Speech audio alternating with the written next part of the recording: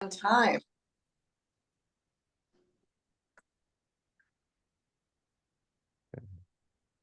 Let's give folks, if people want to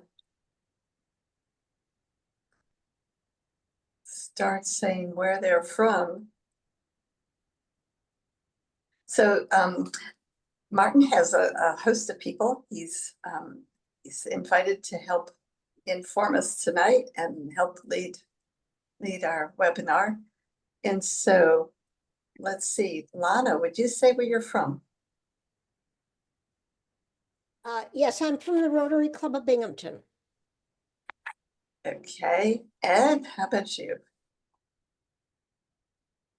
We'll see if we can unmute you. Unmute me. I'm from the Rotary Club of Glens Falls. Yay, Lily knows you. And David K., where are you from? I'm at the moment in City Hall in Ithaca, New York. I'm just celebrating my first year of membership in the Ithaca Rotary. And I'm also a member of Mediators Beyond Borders International, which Martin will be speaking about today. Great. Okay. Why don't we do a few more before we turn this over to Martin? Mary, where are you? What club are you with? So I'm President-elect Binghamton Rotary, and I've been a Rotarian for almost 20 years. My past affiliation was the Vestal Rotary Club. So I'm happy to be here tonight. Thank you. That's wonderful. Welcome. Andy Cove. Can you hear me? Yeah, I'm with the Ithaca Breakfast Club or Sunrise Rotary, what's left of it. I've been in Rotary since about the 1990s, I think, late 80s, 1990. Great. So glad you could join us tonight, Andy. And Kim, where's your Rotary Club? Let's try you and unmute. There we go. Glens Falls Rotary. Glens Falls. Glens Falls gets the prize. Okay, Janelle.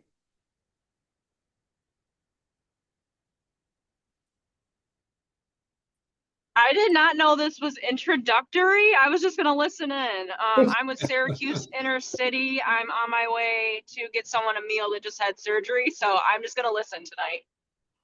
That's just fine. So glad you can do that. And safe driving. Pam Baxter, familiar face and name. Where is your club? I'm with Albany Rotary. Great.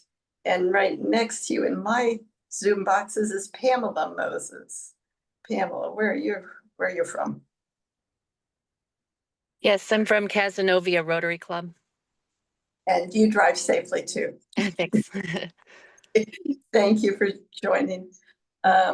Is that Simona? Simona from Italy, Rotary Club Padova. Sorry, it's very late night, so my camera will be off. You're in Italy logging on, Simona. That's great. Yeah, hi Martin. Yeah, I'm just back actually a few days ago, and this jet lag is helping me to be awake now. So joining you and listening you. Thank you so much. That's so sweet. So Simona's on, she's a Peace Fellow, Positive Peace Activator on Cadre as well. So she's a wonderful person in addition to all of those things. We have a real treat in store tonight. And Katie, you're the last Rotary box I see on my screen. Where's your Rotary Club? Hi, it's New York. New York City? Ithaca. Ithaca, New York. Okay, thank you. Yes, thank you. I thought I knew your name. It doesn't sound okay. So let's I'm Nancy Potter, and I have the great pleasure of being part of the team of the Central New York Peace Subcommittee. And the other team members are Lily, you're from?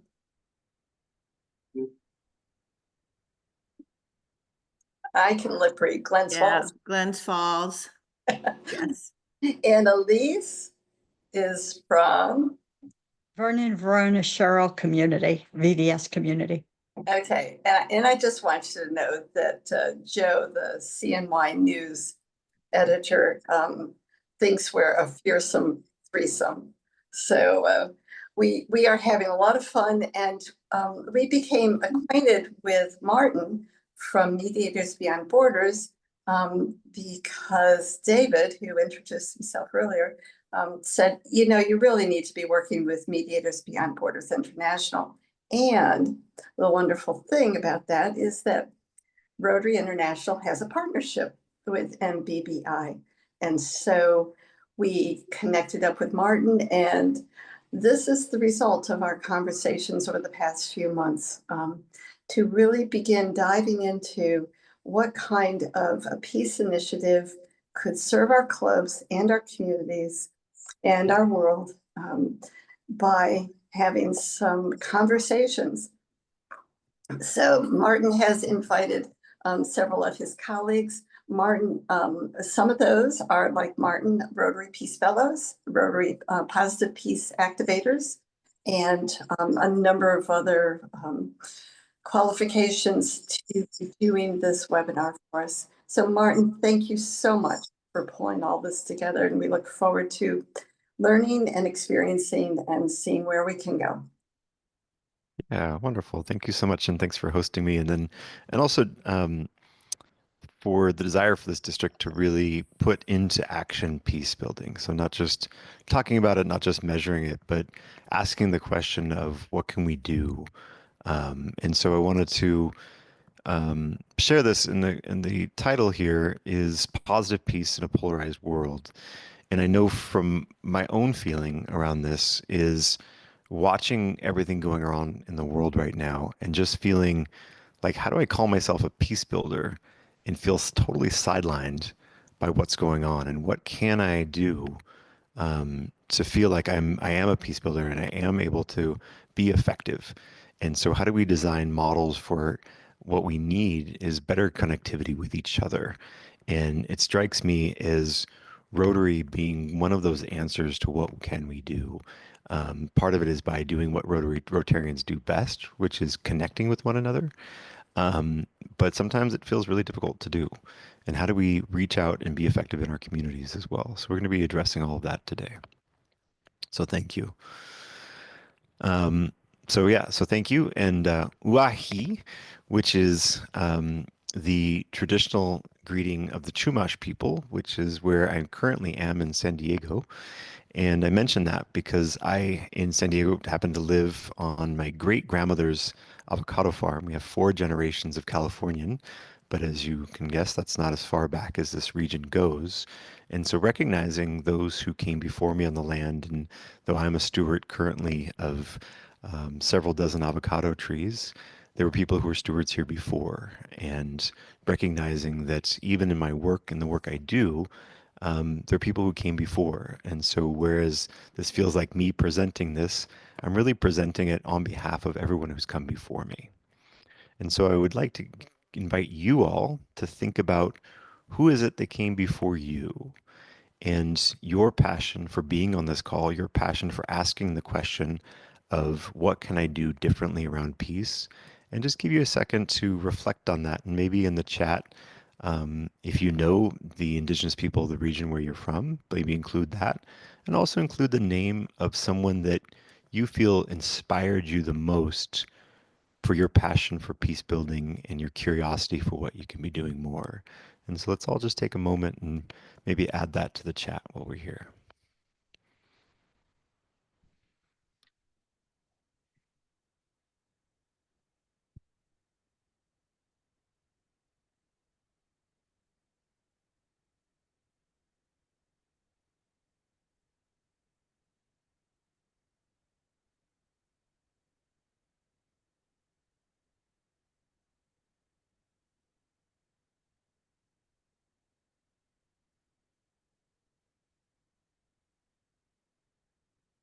see, is everyone able to add those names? So I'll keep going as we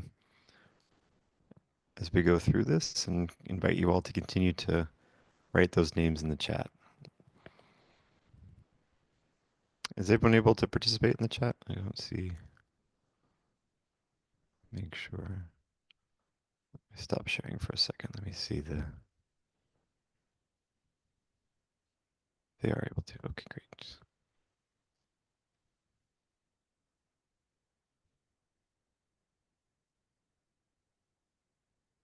Yeah, so if you would just keep adding those as we keep going along, I'll share a little bit about Mediators Beyond Borders International and the work we do as we get to work with communities all around the world. And it's kind of how we do this, which is most important. And the first tenet is that we only go where we're invited. And so we might get asked a question like, well, what are you doing in Yemen? And my answer is nothing. We haven't been invited to Yemen. We only work where we're invited because it's crucially important that we only do it so in collaboration with our partners. And collaboration is important because we want to be sensitive to the local context and the local culture and how things are done there, and so that we're not overtly impacting people by our presence. So we want to be support, we want to build resources, but we want to make sure that the people, local people, are coming up with their own solutions and are able to execute on those solutions. Otherwise, it's not going to be sustainable. And what I find is in the past, we feel really good about being able to fly around the world with our capes and solve other people's problems. But it only makes us feel better because in the long term, what is sustainable is people being able to advocate for themselves and solve their own problems and coming up with the solutions for their own problems, which also goes into doing no harm. And being mindful of the role of trauma and how our different worldviews can impact other people's, and having that sensitivity. And part of that sensitivity comes from our teams being multidisciplinary, multinational, multicultural. So my background, for example, I actually come to this from architecture. I still keep my license in landscape architecture. And so I have a lens that's an architect lens. And so we work with, lawyers or therapists, and different people come to mediation with their different backgrounds. And then we all add different lenses as we do so. So today I'm going to share with you a really powerful kind of, concept, I don't know what we call this, powerful energy in the world. It's one of the most powerful energies there are. And it has the power to connect people across long distances, give you superhuman strength, like a miraculous memory. And these memories can sometimes last for generations. And when try like the creativity that can be created from this power is really, really mind-blowing. And you might think something like love, but the word is conflict. It's conflict that is this powerful. And one of the challenges with conflict is that we see this picture and we think this is peace. How serene it is. What I'm looking at, however, is massive amounts of conflict. In the distance, there's ice sheaving off rock. There's how many metric tons of water carving through a valley, roots pushing through the soil. In that water, there are animals acting like animals, killing each other without a second of regard for their feelings. But when we see it like this, it feels totally natural to us. This is nature. This is essential. But we become really uncomfortable when it looks like this. What if I told you these were the same thing? And that this was what was necessary for change to happen. And what I'm looking at is a picture of people whose basic human needs are not being met. And so this is the necessary conflict in order for them to meet those needs. Okay? So one of those challenges is how we see conflict. And so I'll ask you, and specifically ask, is it Mary? Mary, how do you say your last name? It's Surde? Surde? Yes, Surdy. Surdy. Yeah. Mary, how do you know you're in conflict? Oh, I feel stress every day. I feel stress every day. So that lets me know I'm in conflict. Okay. So if you feel stress around something, Yeah. yeah, and sort of an uneasy Yeah. feeling. It can be cognitive, it could be physical, it could be emotional, but you Yeah. know, Cause you stress. yeah. Okay. Thank you. Kim, how about for you? How do you know you're in conflict? Uh, I think I'm one of those rare people that don't feel a lot of conflict. I kind of accept the world and people as they go by, and I like to think that I don't judge. So I keep my Okay. conflict, or if I have conflict, at a pretty low level. So how do you recognize it in other people then? How do you know other people are in conflict? Well, I see the news. I've actually made a concerted effort to watch a little less news lately Sure. and listen to a little more music. Yeah, I certainly, I see it. I have a 5-year-old granddaughter. I hmm find it's interesting.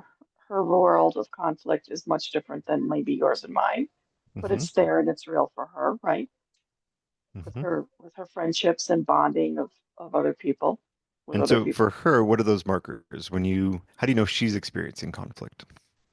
She's mean to her mom. Okay. So She's angry conflicted with words. something and can express it well. So Okay. she's learning. Sure. Okay. So angry words, angry Yeah. behavior, right? Yes. Okay. Yes.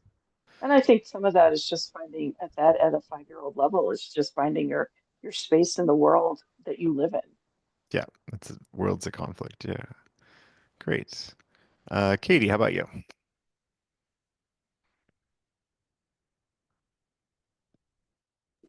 Sorry, unmute. No worries. I had a feeling you were going to call on me. Well, I feel it in my body. I feel Okay.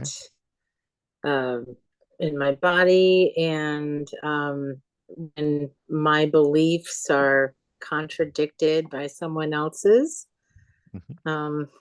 I guess I can feel it mostly. Yeah. Energy. Yeah. Yeah. And so it's a somatic experience, and it could look like your heart racing, right? So it can be so different words we hear people describe this as there's anger, discomfort, division. So things we can watch, we can um, we hear it certainly in tone of people's voices, things like that. And so if these are the only ways in which we perceive conflict, no wonder you'd want to avoid it. These are like the worst house guests ever. But what we're called to do as peace builders is to ask the question of what's underneath it. What's underneath the expression of anger, for example? And Kim alluded to a little bit of it, which is underneath anger typically is fear. Fear of what? Fear of loss of a way things are, an expectation of how they should be, loss of identity perhaps. And why is that important? Is because we care. So the hardest thing to see when we're witnessing anger in others or in ourselves is that it's because we care. And so if you remember nothing else from our talk today, you can know that there's two things that are true for someone who's yelling. Is that they care about what they're talking about. And the second thing is they don't feel listened to. Now, not that any of you ever yell, but if you were to find yourself yelling or raising your voice, you also know these two things are true. I care and I don't feel listened to. Now, one of the people not listening to you when you're yelling is you, which is why it's so helpful to have somebody just reflect back to you what you're saying. Sounds like you really care about this. Sounds like you're really passionate about this. Now, notice I'm not agreeing with the person. I'm just reflecting back to me and what they're saying. And there's a way to say it and that's defensive and just escalates the situation. But there's ways that that person actually feels listened to and then they become more calm. Something I might say to an angry person is, you seem really angry. Would you like to be more angry? And what I'm doing is witnessing for them so they get to witness it in themselves. And as Kim was saying, one of the frustrations is my inability to express myself. And what happens when we don't feel listened to, we move to aggression. And then aggression moves into violence towards others. I might grab your arm, I might hit you, I want to get your attention. And unfortunately, what happens if we still don't feel listened to is we transition from violence towards others to violence towards ourselves. And we get to interrupt that process if we're able to listen sooner and listen for what's really going on for someone. So we can see these words, but as a peace builder, you're asked to look differently. So maybe what these words really mean, my heart's beating because I feel alive. I feel frustration because we have a relationship and it's important to me. And this space is really an opportunity, and this might mean progress. It might mean that the conflict our club is going through is the essential conflict we need to grow as a club. And so do we want to avoid that? Or do we want to be able to talk about it in an effective way so we're able to grow beyond it? But if we're scared to even address it, or we go, well, that's not professional behavior, that's not how we're supposed to act in a club, and we shut it down, what we're telling someone is, I'm choosing not to listen to you. But I'm also saying, as I'm not choosing to grow from this opportunity. Which is also to say is, I don't feel like I have the skills for this to be a productive conversation. And I get this a lot in Rotary when we say, we can't talk about that, it's political. What that's really code for is, I don't feel like I have the skills for this to be a productive conversation. What if you had the skills to talk about anything? Okay. And again, part of it is how we see it. And so we tend in our clubs, we create these rules and we isolate people because of the things they say or they do, and we judge them based off of that. And a lot of times when we have conflict, there's an iceberg and you see the tip of the iceberg, and that's how you describe it. Well, I work in lots of places where, and I just actually barely saw an iceberg last week, by the way. And I've never seen an iceberg before. I was in a cruise to Alaska and I was like, oh, that's what an iceberg does. So I like hippos because you see a hippo at the zoo. I've seen hippos in the wild, and he's got these cute little ears and eyes. But that is not the business end of a hippo. And so we react and we judge people based on the cute little ears and eyes, or not so cute little ears and eyes. And we ignore all the other things going on below the surface that are also going on for us as we're judging and othering other people. These things are always going on. And so what we're called to do is to look below the surface of what's really going on so that we can better understand each other. And so in this polarized world, we're stuck on the above the surface comments and behaviors. And part of the reason why that is because when we don't feel safe, it only feels safe to look at those things. It doesn't feel safe to go below the surface. Okay. So here's some hidden ones. When I'm working with teams and they tell me, we don't have any conflict. We actually mind our own business. We get along just fine. And I go, oh, okay, cool. So sometimes the absence of conflict is an indicator that there's conflict. It doesn't feel safe to rock the boat. I'm in an environment where I can't actually disagree or say that I don't agree with someone because that's not part of our culture. Now, everyone's heard some version of this one. That guy needs to go. If he went away, just left the club, we'd be fine. Yep, you would be. The sentence is seductive because it's true. You would be fine, but you wouldn't be is any better. And I don't need to see a show of hands because not everybody here has been a great fit for every team or every club or every situation you've been. But what if those other people could have learned from you and you could have learned from them before you left? So conflict transformation doesn't mean that everything's a good fit and we have to make everything work. Nope, that's not the reality of things. But transformation calls us to ask, what can we learn from this environment? What we can learn from this situation so all of us leave better for it. And finally, anyone have any questions? Great, let's keep moving. When our agenda is more important than the people on the agenda. When we get through our meeting so efficiently that we don't have space to hear what's going on for someone, that we don't create these spaces to go off the script and be able to really explore feelings and what's going on for people and prioritize the members of our club over the business of our club. Okay. So when I was so I did my fellowship in Thailand, and there was a gentleman, Mickey from Sarajevo, and he said, you know, this is Maslow's hierarchy of needs, and by and large, yeah, makes sense. And Rotary's really good at the lower ends of this, the food, shelter, clothing, really good at that part. But he said, you know, I've lived in communities that didn't have proper food, shelter, clothing, or security, and they would say that they were self-actualized and they had their own healthy sense of identity. However, if this community over there threatens to take away this community's identity, what will they do? They'll go to war. And when you do so, you give up food, shelter, clothing, security, and community, all for what? Your identity. And so when we look at what's at the core of conflicts, it tends to be these three things: identity, safety, and recognition. What identity is being threatened? What am I not being recognized for? How do I feel unsafe? So it's one of these three things. And I invite you right now to think about the conflicts in your life and which things do you think are at play there?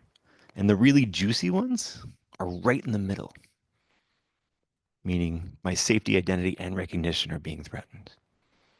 So how do we recognize these needs? So there's another gentleman that came along, Max Defneef, and he said, well, that's an oversimplification. Really, it's these 9, and there's different variations of the wording, but these are 9 universal human needs. And the way universal human needs means across all cultures, across all places, these are our human needs. Now, they get expressed differently in different cultures. And that's what I propose are our values. Our values are a culturally informed way of meeting our universal needs. But all of us have a need for this expression one way or another. How do we meet those needs? And more importantly, how do we become accountable or responsible for meeting each other's needs?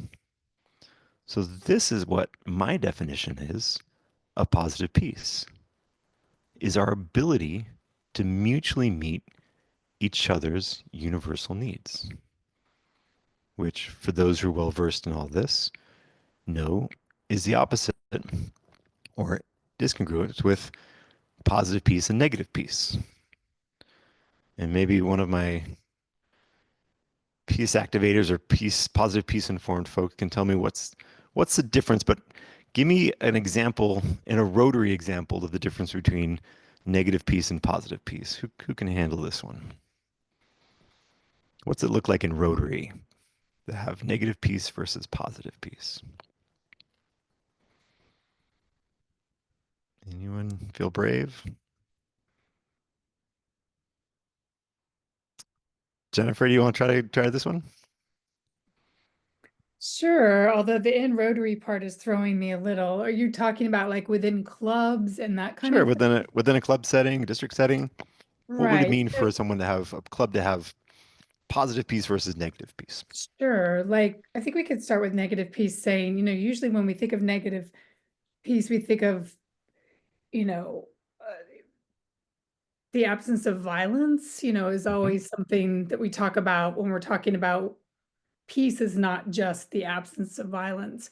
So I think in a Rotary setting, you could have somebody or people in your club who constantly have conflict and argue, et cetera,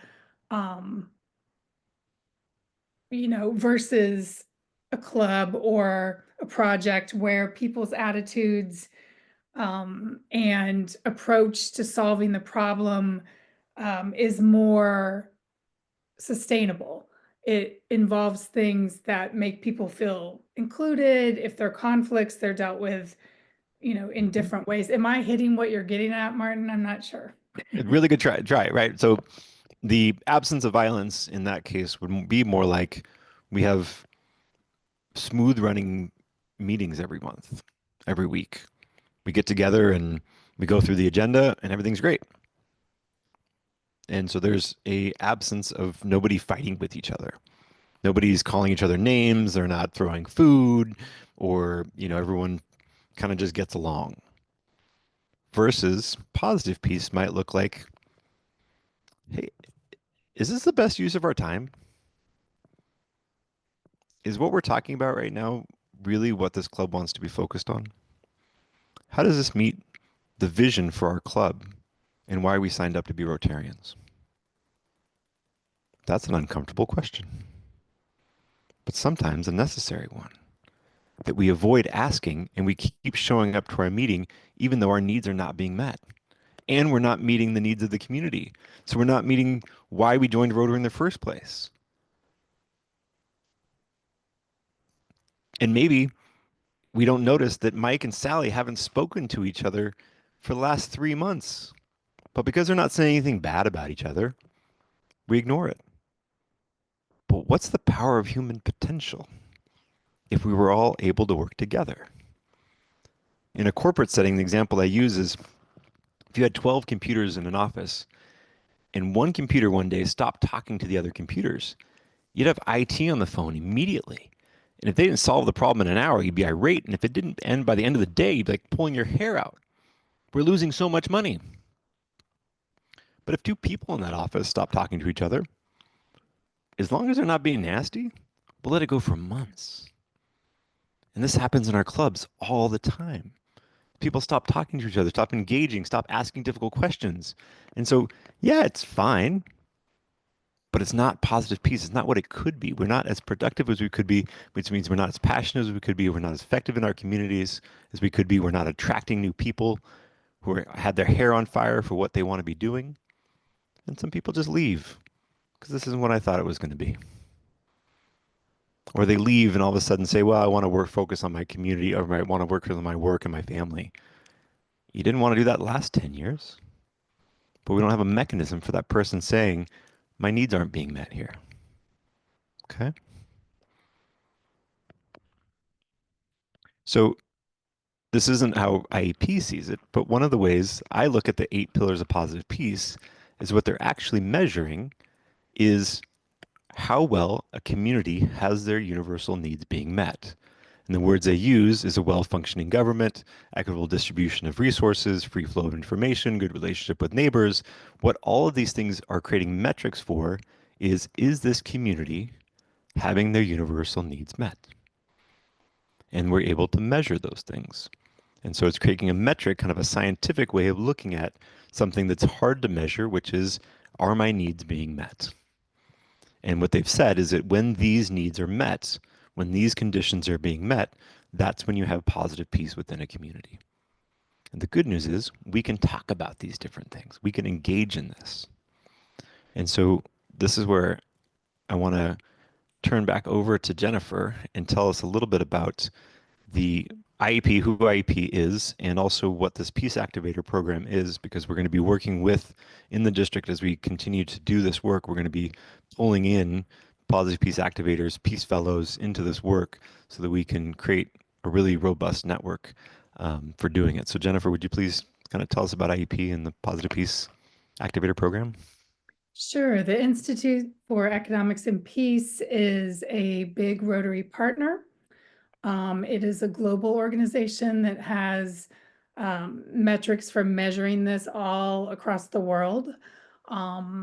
They put out an annual report called, Martin, what's it called? It's called the Global Peace Index.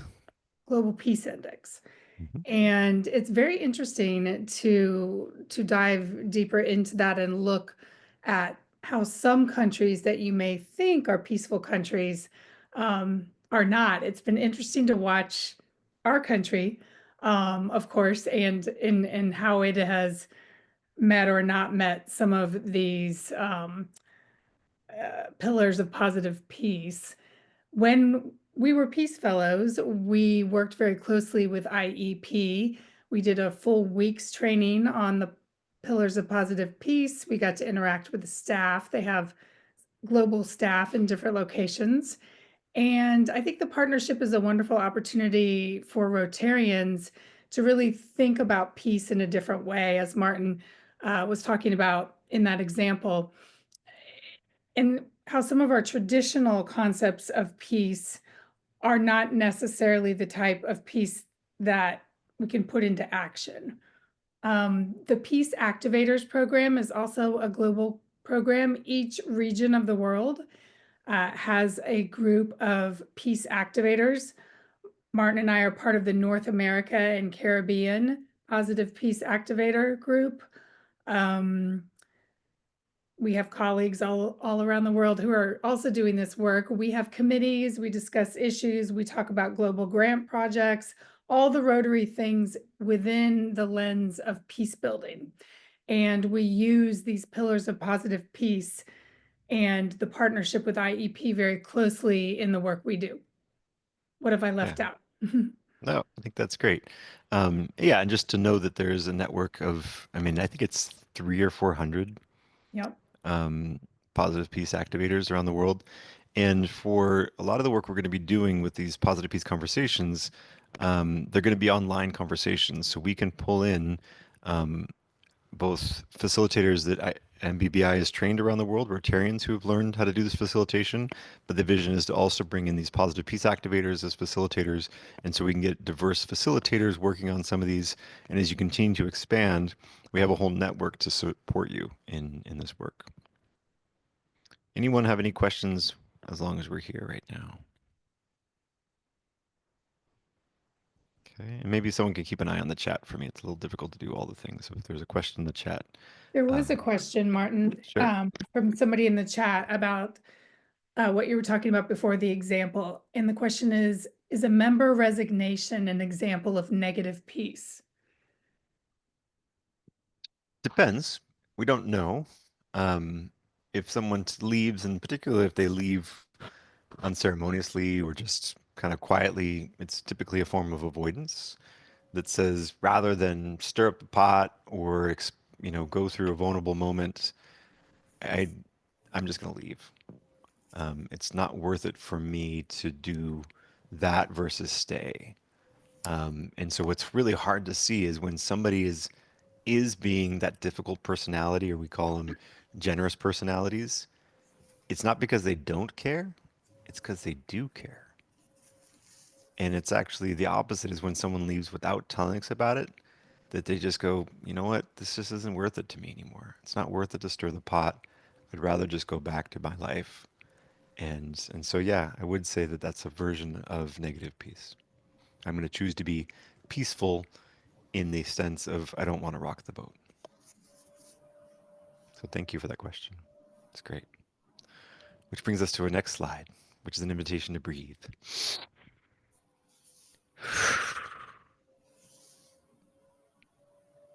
Great. So, and a listening exercise. Yay! So this will be fun. So what we're going to do is I'll give you the instruction first, and then we're going to do a little mini breakout room. And what you're going to do when you get in that breakout room is you're going to decide on a speaker and a listener. And what you're not going to do is be like, oh my gosh, Jack, it's been so long. How you doing? How are the kids? Which is like, we love to do that, but we're going to put that aside, and we're just going to choose a speaker and a listener. And that speaker is going to describe the last time you felt inspired. And this is important because you only have a minute to do it. And then after that minute, we're going to announce that there's a little thing where I can send you a message to say it's been a minute, and you can switch. And that listener now is going to repeat back exactly what was said in the order it was said in. Now, you're not taking notes. You just got to listen. And what you're not going to do is you're not going to fix or relate, but like, oh my God, that's so awesome. That's so inspiring. You're just going to respond back with exactly what the person said in the order they said it. And then we're going to switch. And that's listener becomes a speaker. So we've got about 4 minutes all together. And I'm going to create the breakout rooms now. I'm going to stop sharing momentarily to make that a little bit simpler for me. And I'm going to just guess at how many rooms we're going to need, and then we'll have enough people to put in those rooms. Some of you may be in a room with someone who's not connected, which is a little bit of a challenge, but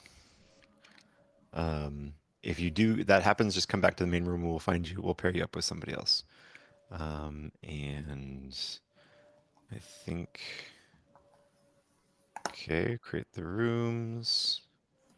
Doesn't matter, I'm going to close them for you. And after 10 seconds, all right, I think we're all good. I'm going to open these rooms and hope for the best.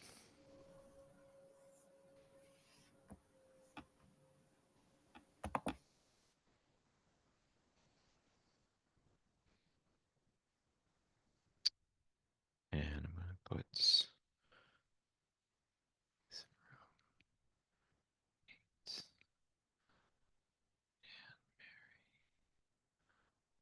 the Jennifer, I'm going to put you with Mary in room 10. There we go.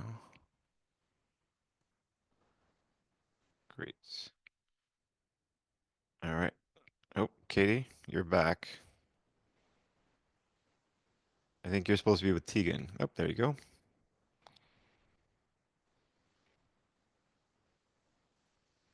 All right. Looks like everyone's where they're supposed to be. Oh, except Franz is not joined. Franz, are you with us?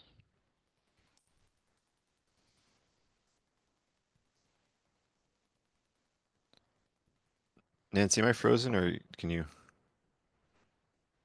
Are you on mute? I can hear you, see you, and you're moving. And I did send Franz a direct message, say welcome, and this is recorded, so you can catch up on it later. But Franz, if you're there, let me ask you to unmute. He might not have great connectivity. Okay. He hasn't joined the room yet. Oh, okay.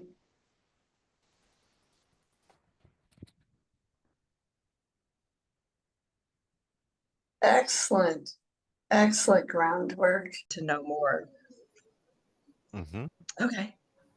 But I felt like my partner was a really good listener and responded more specifically exactly what I said. I hear you saying. Mm-hmm. How do you think you did? So. Who is your partner? I can't remember his name. Where are you? David. Oh, David K. All right. Thank you, David. So, David, I'll put not you on. Totally fair. You're on the hot seat. How did Lorna do? She actually did very well. She really, I would say she went for the gist of what I was saying rather than trying to repeat everything in order. But she really, I felt she really heard the basics. And I think that she described a little accurately that she, in a sense, her curiosity was taking her into some interpretation of what, trying to figure out what was going on. Whereas I have had many, many years of training with MBBI and others, and that initial encounter was less likely to sort of try and interpret it. And I was really trying hard to just say what I heard from her. Yeah.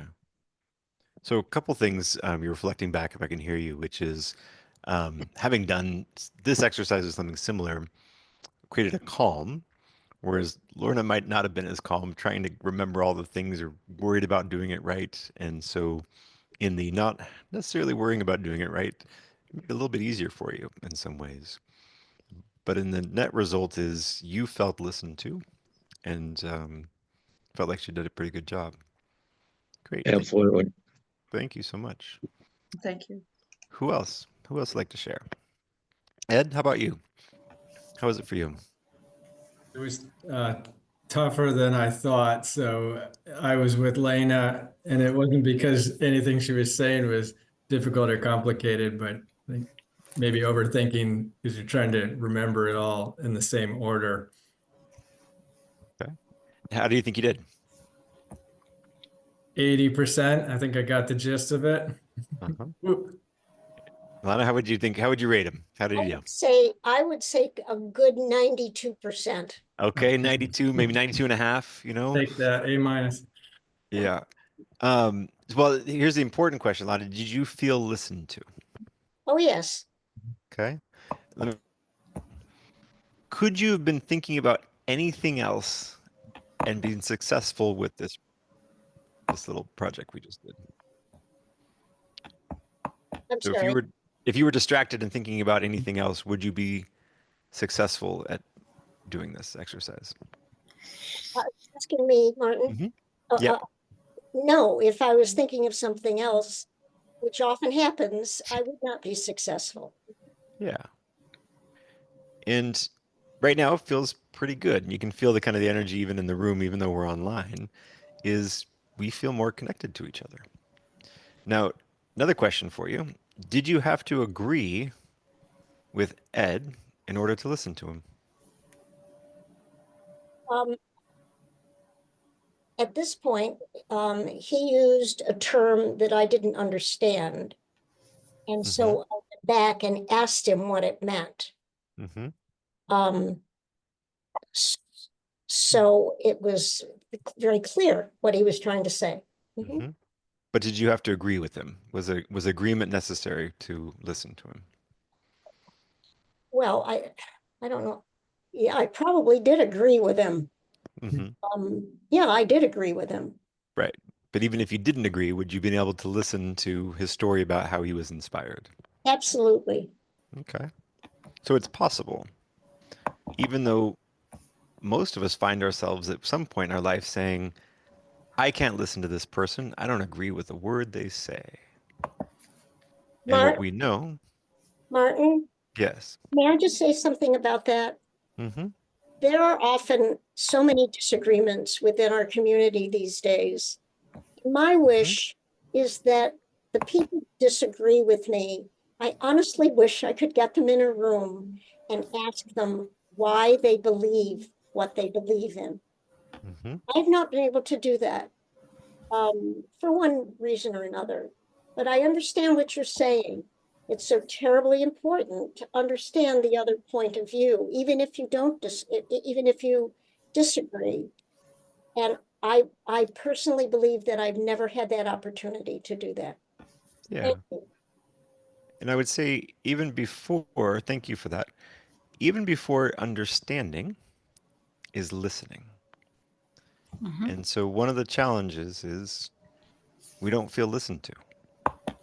And so one of the services we provide is the ability to listen to each other.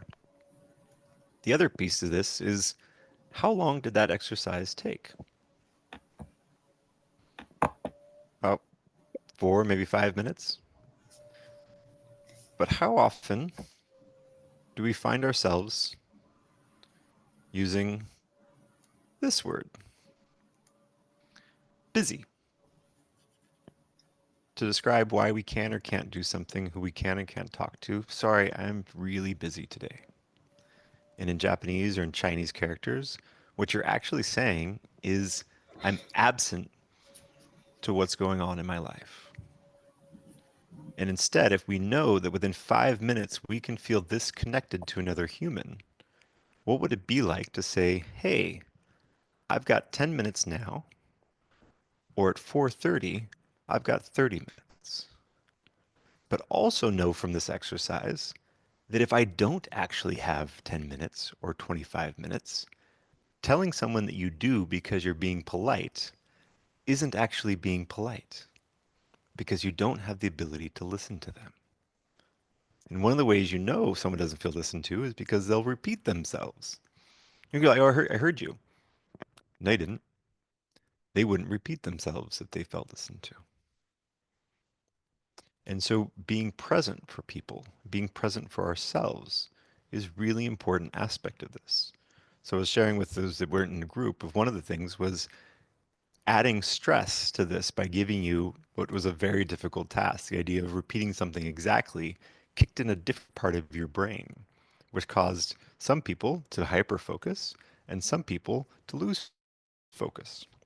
But all required you to engage with each other in a different way than you're used to engaging. So here are a few tips for how we ask ourselves how to listen deeper. So one of the things that's a relearning is not listening to relate to the other person. So we're taught, excuse me, that we're meant to relate to the person we're speaking because that builds trust or builds camaraderie. But what it becomes dangerous when we're doing deep listening is an example I use is someone could say, I'm really distraught. I just lost my dog. And a very perfectly normal thing to say is, I know how you feel. I just lost my dog last week and it was terrible. Or last year and I'm still not over it. But the truth is, you have no idea what it's like to be them losing their dog. But the fact that you think you do means you're no longer listening to them. You're now hearing your story spoken by another person. And so if you've ever felt heavy after a day of listening to a close friend, it's likely what you were doing was relating their story to all of your stories. And so while it is like kind of like a candy connection, like it feels good to have that connection, it feels good to have someone that has a shared idea, part of what happens is we build up all these stories and they stick with us. And so knowing when I'm listening to somebody that this is their unique experience, something that's happening to them, not happening to me. And it becomes more serious when we're talking about even heavier conversations. Imagine if in my day with the people I work with, I was adding their story to mine. It would be dangerous for me and it would be dangerous for them. Letting go of winning and losing. A friend of mine, there was a rally on TV about the KKK and there's white supremacists, and they said, well, how do we win over minds so full of hate? And my answer was, you let go of winning. Because if you're trying to win, you're probably not listening. And so, Lana, where it's commendable to want to understand someone, the first step is, can I listen? Can I listen empathically to what you're saying? Can I create a space where you get to listen to yourself, right? Reason why people get angry, why they raise their voice, part of it, they don't feel listened to by themselves. But by giving a space of listening, people are able to hear how they actually feel about something. We know listening for what you don't know instead of confirmation bias, separating the person from the problem. For me, that looks like sometimes someone will have a swastika tattooed on their neck. And I think I won't even commit to a bumper sticker on my car, let alone a tattoo like that on my body. This is how loudly someone had to speak to feel listened to. I know nothing about that person. And this last one is really important from a Rotary standpoint. We are people of service. We also think we're people of solutions. And that's dangerous in listening, especially in my job when people come to me for advice. Martin, help me with this. And I have to think to myself, I don't correct them, by the way. I said, no, I'm not going to help you, or I'm not going to give you a solution. I'm not going to give you advice. In my brain, though, I say, nope. What I'm going to do is ask you really good questions. Because whose solution is better? Mine or theirs? And we all have that friend who's been in a terrible relationship and they're like, what should we do? And you're like, well, you should definitely quit. Or you should definitely leave that person. And they're like, yep, I'm going to do it. And maybe they do. But the next week or the next month, they're right back with them, or they're still back in that job. And then they come back and they're all distraught. And they're like, what should I do? And you're like, I told you what to do. And I don't want to hear it anymore. Because I offered my solution. And I'm partial to my solutions. Versus asking the question of, what feels right to you? Now, whatever they decide, I no longer have a dog in that fight. I'm not partial to it. So I can ask them that question again when they come to me again. Whatever serves them, whatever solution works for them is the best one for them. And this last one is really important. So this one came out of the work doing with John Anderson, who's on the call, working with the Niska Nation. And one of the things we would do is work first with the elder before doing any sort of training or coaching in community. And what that elder said to me, said, Martin, what you're describing is not a good suggestion. For us, it's a law. I was like, what's the law? And I'll read it to you. And it says, Dim hochwillen kem gulung silgaden, which means be mindful to listen with a compassionate heart. And the second part is be careful not to hurt the heart of others. Sounds great, but why is it a law? Well, I started thinking about it, and I started thinking about the brain science of this. Okay. And what the brain science says is when we feel defensive, our brain shuts down. Our prefrontal cortex shuts down in that flight, fight, or fright mode. And what happens in that space is we can remember all the threats in our environment. What we can't remember is any of the positive things or things we did or said, right? So if you ask two people who've been fighting with each other, they'll tell you verbatim what the other person said. But if you ask them how they contributed to it, they'll, well, no, I didn't. That was them. And they're not lying to you. That's all they remember. Because that was all that was relevant, is the threats.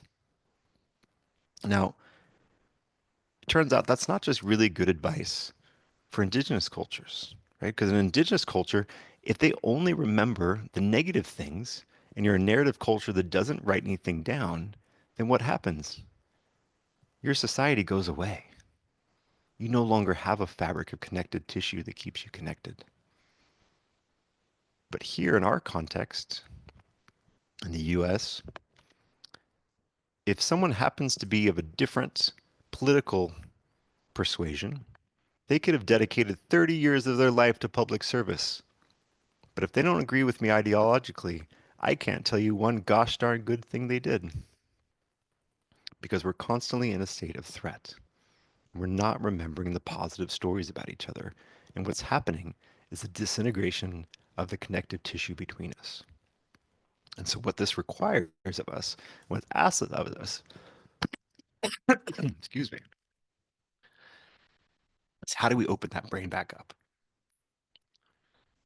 How do we reconnect the different connective tissues that bind us together? How do we re-listen to each other with an open brain so that we can be curious about one another? What does it take? And one of the things it takes is compassion for understanding what our collective experience is. Now, I don't know how many of you guys read the papers, but did you read about this global pandemic thing? It was really serious, right? Affected a lot of people, followed by this financial crisis, followed by some wars, polarization, climate change, disinformation, all of this stress that it was just one after another that we almost universally experienced around the globe for the first time in recorded history. Did the entire planet have a shared experience? And what that creates for us is called, technical term is allostatic load, where the stress hormones in your system build up and are not able to be flushed out. And so when you have this polycrisis world where we're constantly bombarded on it, whether or not you've experienced big T trauma or little t trauma is inconsequential. We are all experiencing a state of trauma for our brains. And so what happens in those states of trauma? It affects our perception and how we see the world. So you've all done these little kind of clever tricks, and I ask you the question of like, which circle is larger? And you can probably imagine, because I'm asking you, that they're actually the same size, right? One just looks bigger based on its environment. I can ask another question of like, which direction is this gentleman facing? To which doesn't seem to be a right answer. It's a matter of, how do I look at it? Which way is he going? So what is our relationship with perceptions versus reality and facts? What happens when it's black and white? And something's clearly black and clearly white, and there's right and there's wrong. Right? There's discernible right and wrong. Is it? Or is it just based on our perception? Those two faces are the same color. But a second ago, based on my perception, they were different. So what is a fact? And what is a perception? How many sticks are there? Is it 3? Is it 4?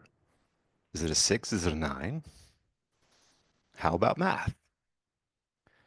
Now, I'd ask the people who've done this exercise with me not to answer the question, but who here knows the square root of 25?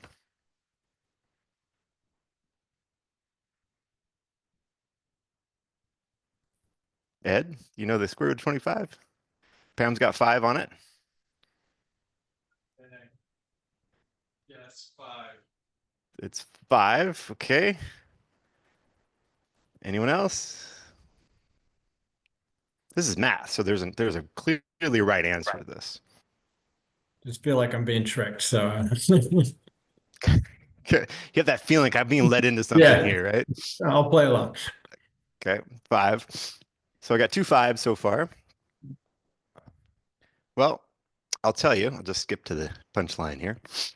If you were in the 5th grade and you answered 5 on a test, you'd be marked wrong.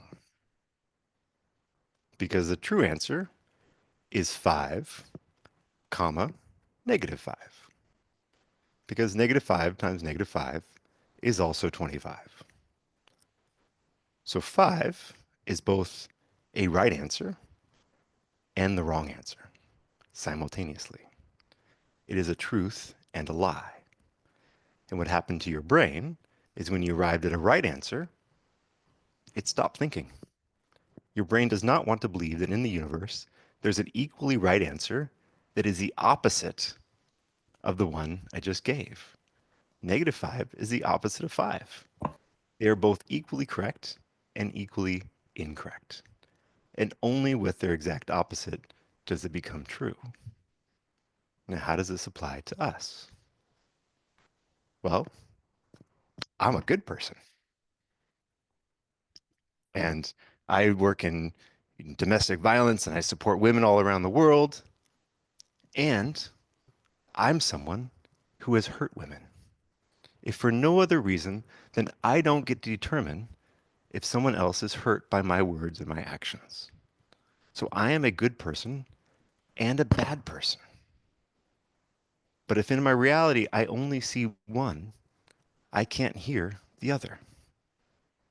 And so in our polarized world where you get to be one thing or the other, we label people and we keep them stuck in those spaces.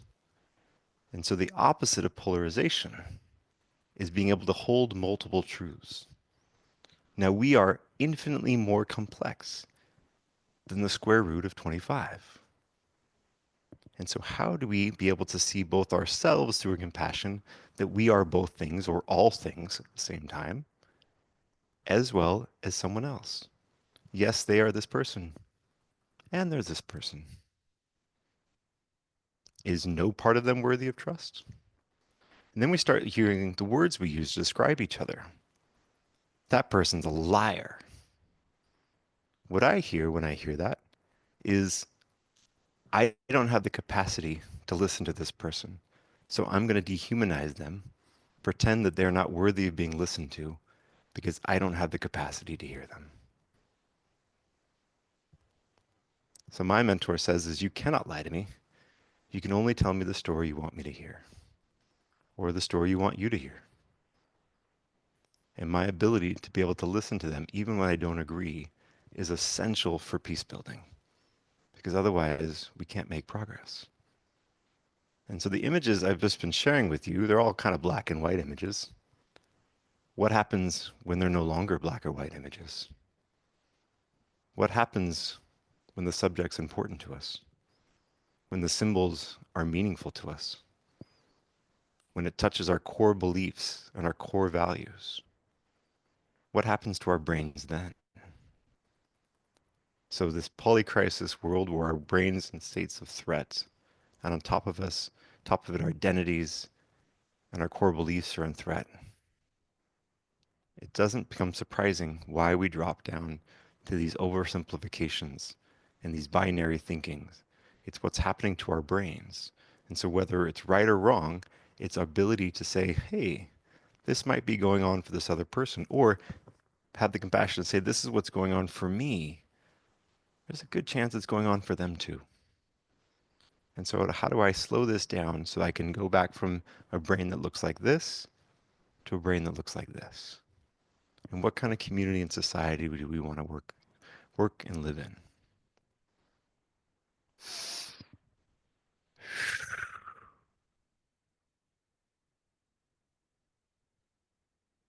So this is how we come to this next part, which is our positive peace conversations. And so one of my theories of change is that how we overcome this is by being connected to one another. And so these positive peace conversations are a way, a mechanism for us to hear each other and ourselves, which is really close to the Rotary vision, right? A world in which we're able to connect to ourselves and to each other, our communities. And so this program that your district is about to embark on is how do we grapple with these issues? How do we learn techniques, facilitation techniques, create spaces where we can hear at least from each other? How are we going to tackle the most difficult situations that our communities face if we as Rotarians can't talk about it amongst ourselves? If we can't even, people who we are with every week, if we can't hear from each other, how are we going to be able to hear from our community? And so this practice is first an internal one and one that we're able to go out into the community. And so I asked John Anderson to join us today. And John's newly back from traveling the world, so he's all rest and relaxed and looking good. And so, John, would you'd share some reflections on what the district's done, what's the impact been for you personally, what other applications you've seen for this, and just share with us maybe 5 minutes and just kind of share with us what the experience has been like for you. Thanks, Martin. I'm from British Columbia in Canada, and we had the opportunity of working with Martin and MBBI a few years back when we were doing a district conference. It was during COVID time. And we didn't know it was going to be COVID time when we started doing this, but it became COVID time and we had to change our direction many times doing this. But what we got to do was we were very much into reconciliation. And the area we were going to be having the conference in had a lot of First Nations or Indigenous peoples in the area. And Martin made reference to the Nisga'a Nation. And so we were a group of Rotarians talking about reconciliation, and we knew nothing about it, quite frankly. We didn't even know Indigenous people. We had not talked to them. We had not done any of this kind of thing. So Martin, of course, being Martin, got us involved and said, okay, let's find some people. Let's get these people going. So we actually started working with the Nisga'a Nation, and we did our training in positive peace together. And that was a great learning experience. But where that came from was it went from that experience, and really what they taught us was you can't have reconciliation until you have education, until you have knowledge, until we know each other.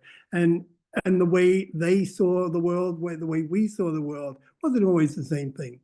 But from there, we went on to what are we going to do in our own district and what are we going to do in our club?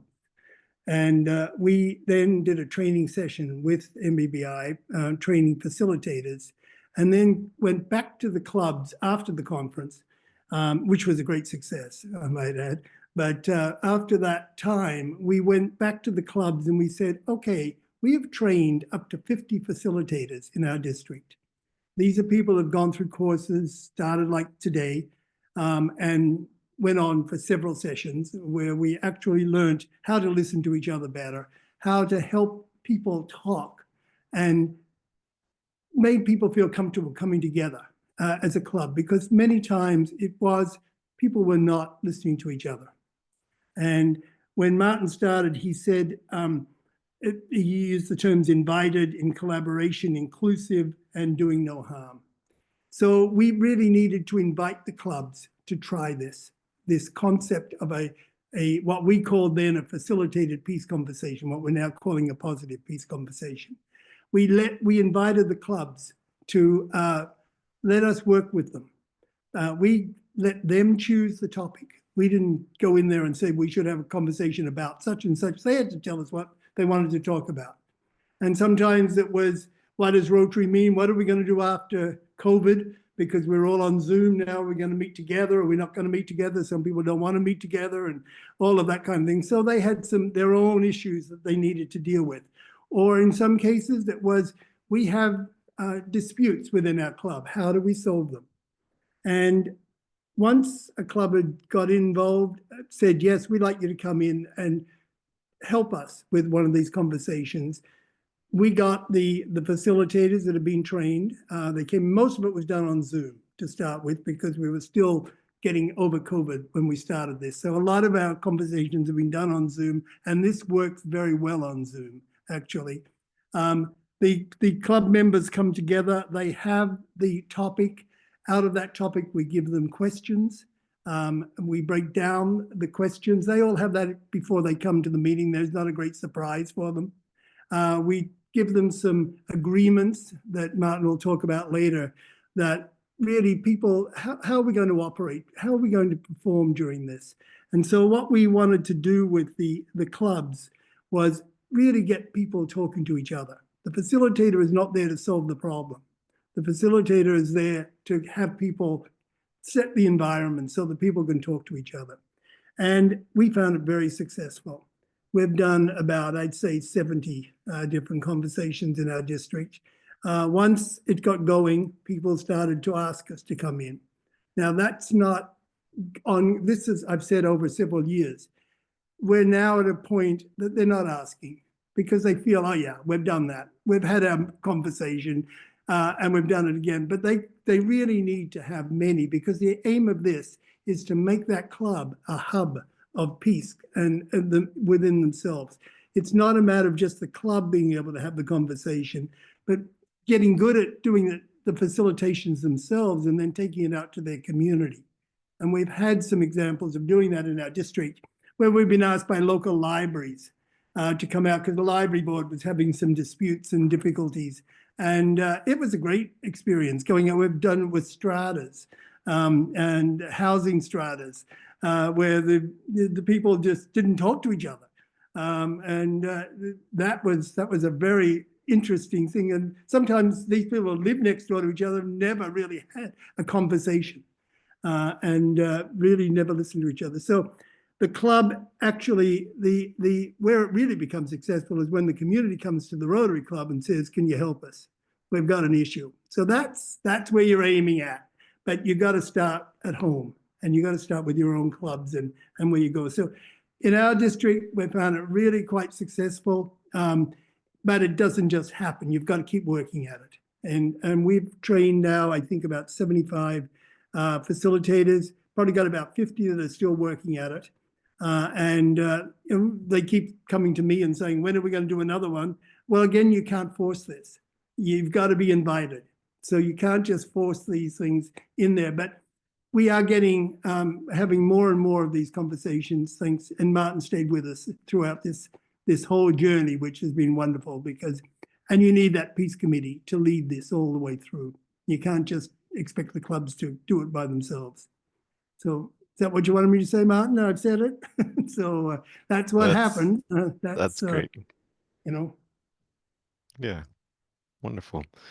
Yeah, thank you, John. That's exactly what I was looking for. And this idea of the theme of Rotary being a hub, and what if, as someone enters a community and they see the Rotary sign, what that starts to mean to people is this is a connected community. I know that this community has the skills to address whatever conflict comes their way. And what if our local mayors knew to reach out to our club presidents to say, whoops, we have an issue. We'd love to be able to talk about this. Will you set something up? And because we represent a lot of the community leaders, the business leaders in that community, we can pull the right people together to have the kind of conversation that community needs. And so you can be a part of the solution. And my vision is that what if 41,000 clubs, 44,000 if you include Rotaractors, all had this capability worldwide? What impact could we make? And so that starts with our ability to hold these conversations, to train facilitators, have facilitators have the ability to practice, to get better at this work, and so that we can be seen as that resource as Rotarians within these communities. And so really looking for all of us to be a part of that. We're going to do a training in September, and we're going to circulate for certainly the people on this call, but we'll have about 25 or 30 spots only for our first cohort to train as facilitators. We're going to select maybe a half dozen to a dozen clubs to hold these conversations. And the positive peace aspect of it means we're going to ask each of the clubs to complete the 8 pillars of positive peace. So that means each club over a 2 or 3 year period holds these 8 conversations that completes all the different 8 pillars of positive peace. And so that's our goal for this district, is that we have the clubs engage in that way, and that's what's going to make us peace builder clubs and a peace builder district that is doing something more than just talking about peace. So with that, we have 8 minutes for whatever questions you all have. Thank you so much for hanging out, and yeah, whatever questions myself, Jennifer, John can answer, please fire away.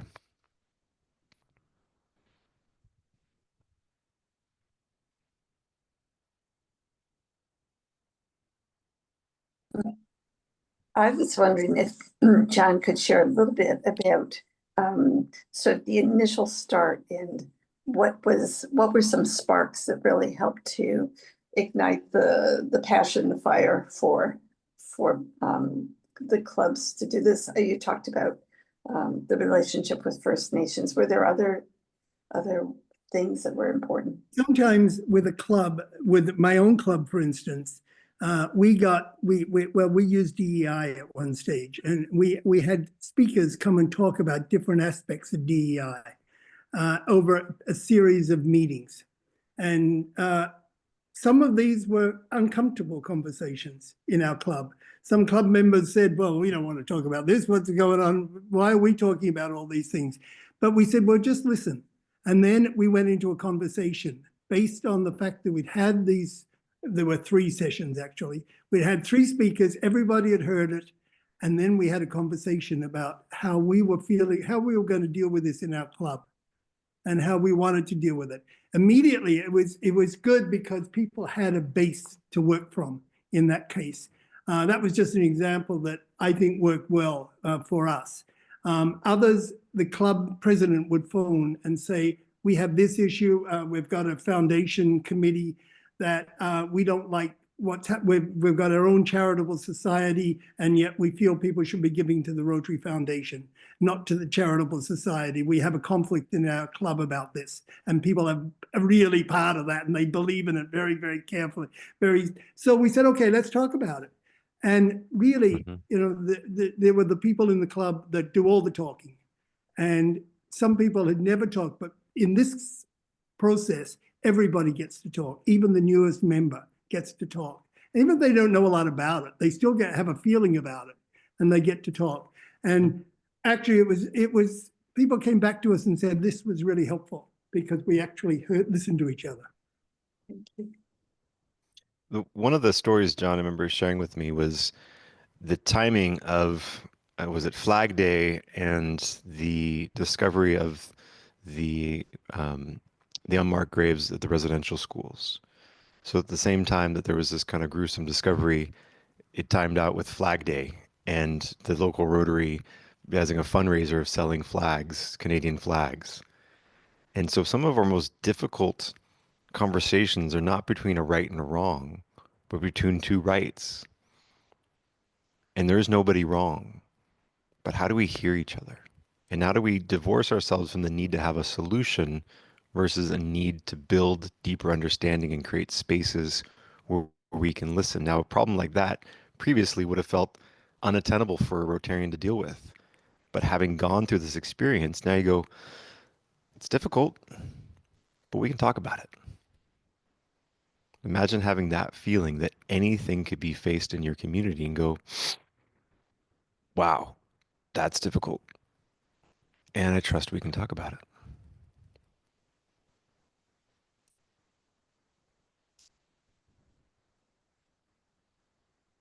Martin, you talked a little bit about and John too, about the training. What what kind of help does that give us maybe for our professions, or for other roles we have? Great. Yeah, good question. So what's really important about that is we're people of service. So on the outset, what you're doing is you're taking this facilitation training so I can be a facilitator and I can help clubs have these difficult conversations. And that's what motivates Rotarians. We love being people of service. But when I ask people after the training, what did you get out of it? How have you applied this? The answer is their families. I hadn't spoken to my sister in 20 years. And we spoke. I heard, sometimes it's a relative, it's a parent who's passed. I finally understand what my dad was saying. I wish I would have understood sooner. And it's their own personal lives and your colleagues who we end up working with and working through. So we join this because we want to be in service. We want to be these facilitators who can help other people hear each other. And what happens is I increase my own ability to hear the people who are most important in my life. Thank you for the question. That's powerful. Yeah. Well, and one something I want to add to that question of what was the piece that drew people together? It was our leader, and Dave Hamilton, who's now passed. He made it the theme of his district conference to have these conversations. So we held a 250 person peace conversation during the conference, and that was the impetus for doing the training, doing the practice. And so it wasn't that it was meant to be a touch point, but we had to practice before, and then we were able to keep that momentum going afterwards.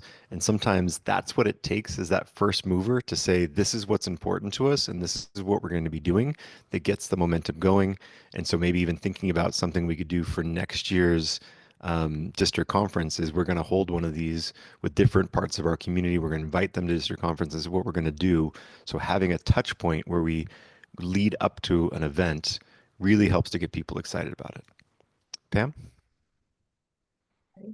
I just want to say I am a district DEI chair for CNY Rotary, and this just resonates with me because I feel even in Rotary there, we're starting to try to teach people what DEI is, but so much of that felt very performative for me. And my whole thing is we need to sit down and have a conversation because we need to connect as human beings. And when you connect as human beings, even though you may be on opposite ends of the spectrum of your beliefs and your core values, there is an energy between two people or a group of people, and that is what is going to solve conflict. And that's what's going to eliminate or decrease the hate in the world. So, and I made a comment earlier. I am someone who does not believe conflict is bad, because if we didn't have conflict, we would never have change in the world. Mm-hmm. So conflict is not always a bad thing. But I'm thrilled about this. I'm very excited about this. To see that our district is interested in getting involved in this. This is very exhilarating for me. So thank you. Yeah, thank you. And Pam, one of the things we don't talk about is the A that we add when we add diversity, which is adversity. And we like to tout how we should have diversity, and we overlook that what diversity does, and the benefit of it, as you spoke to, is it creates conflict, creates adversity, creates different ways of thinking. And so when we're performative and we just add people to the mix without increasing our skill level to deal with adversity, it's problematic. And it's been backfiring, because that's what happens when you increase adversity without increasing our skill set. So what we're asked to do, if we really believe in this, is to increase our skill set, to be more skillful in these conversations, because we are adding adversity necessarily, because if we're a district that wants to grow, these are the kind of things we need to grow. We need adversity to grow. We need to be uncomfortable in order to grow. But we also need the skills to go alongside of that. So thank you for that.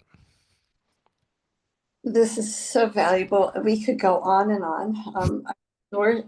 I do see that it is 8:30, and I want to respect people's time this evening. And I want, Elise, Lily, and I will be putting out an email to all the participants and those who signed up and knew they wouldn't be able to participate, but they want the recording.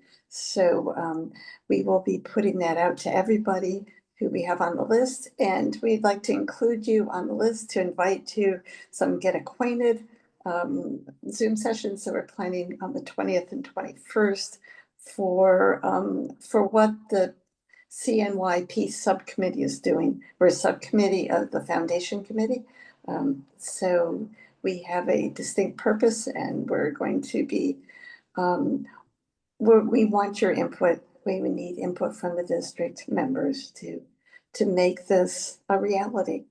So I think we all believe in the magic of Rotary. So let's make it work, and let's have some fun in exploring the adversity among us. Yep. Wonderful. Thank you all. Thank you, Martin, and colleagues for coming and being part of this evening. Appreciate your participation. Thank you. Thanks, everyone. Take care. Thank you. Nice meeting you all. Good night. Thank you all. Thank you. And Pam, you're on my list. Thank you. Thank you, Katie, for being here. Elise. Right. Good night, everyone. Good job. Thanks. I'm looking forward to this.